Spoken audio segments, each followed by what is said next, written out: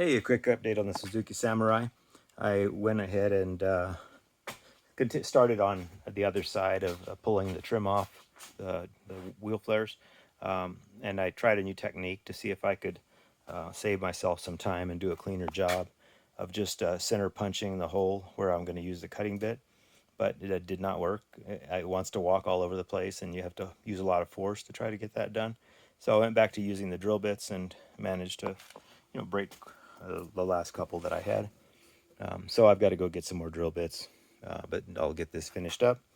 I did start on removing the roll bar. It's not something that's going to be possible in the location it's at with the new top. And so I went ahead, and that was fairly easy to do. Impact driver is your friend on that one.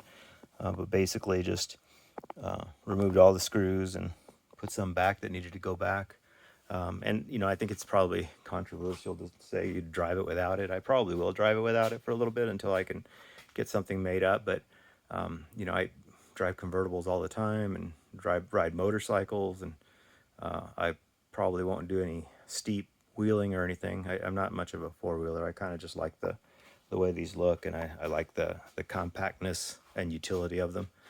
And so I'm kind of building this with a little bit of a different slant than what you would normally get.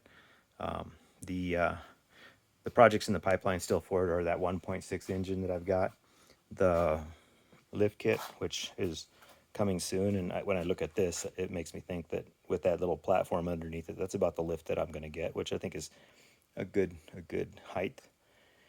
Um, when I was doing the roll bar, the interior was full of pine needles and everything else. So I went ahead and started cleaning that out. And then that got me motivated to get those seats out of there and to look and see how they mount. And then I started doing research last night about what seats fit. And then I had a trip planned today to go to the U-Pullet yard. And, there was a reason I don't want these seats. They're ugly as sin. They're kind of fat. And then they don't recline. Or at least the driver's side doesn't. It's not reclined. It doesn't slide back and forth. That's what the issue is. And so that means it's kind of set at the maximum, and which is fine. But I don't know if that's going to get in the way of the new top or not. So I'll have to figure out what to do there. But so that's kind of one of my bad habits, I guess, is that I'll go and I'll buy something, like for instance buying new tires first thing when I got this. I get something that motivates me then to continue working on it, and then 9 times out of 10 I don't need that part.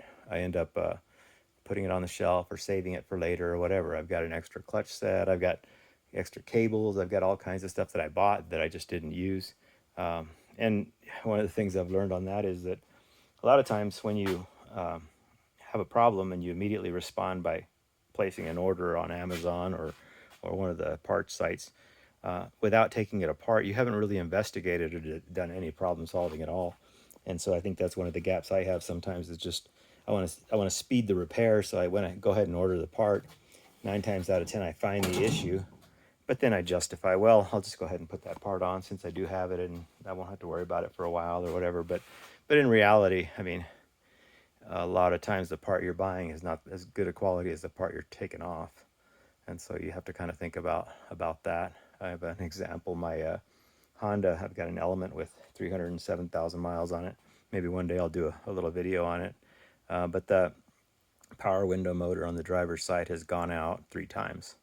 And so it's on its fourth motor. The first one was OEM and went about 200,000 miles, and then the other two, three, whatever, have gone, they go about 30, 40,000 miles, and then they quit. And they're Chinese. I mean, they're functional. They give utility. And for now, I think I don't know, I may get soft in the heart and just give that thing a little love and buy a OEM one the next time that I change it out. We'll see if I'll do that.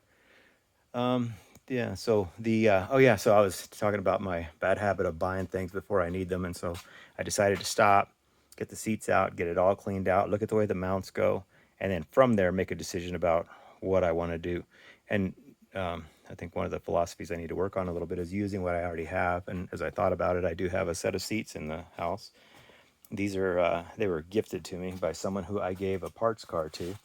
They came from an Alfa Romeo GTV6 and they're a little rough. I mean, this is a car that was built in the early 80s, but they're kind of cool. They have the mesh, and then I don't know, I don't know if they're leather or some kind of a, I don't know, animal vinyl or something.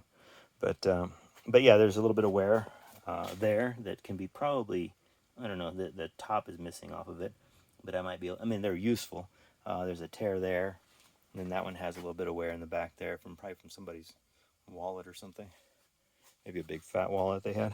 But anyway, I thought about taking this to some guys in town and seeing if there was a way they could kind of salvage them a little bit for me. It would probably be more expensive than just going and buying a cheap set of seats from the wrecking yard. But I guess I'd want to know what you guys would do. These are here, and if I don't use them, then I'm going to be stuck with those as well as those, and I'll have a new set coming in. And I've moved enough seats around to know they're really a pain in the butt. So with that, I think that's all we've got this afternoon. I just wanted to share that with you, and I've got to go buy some more drill bits now and finish that job I started. All right, thank you.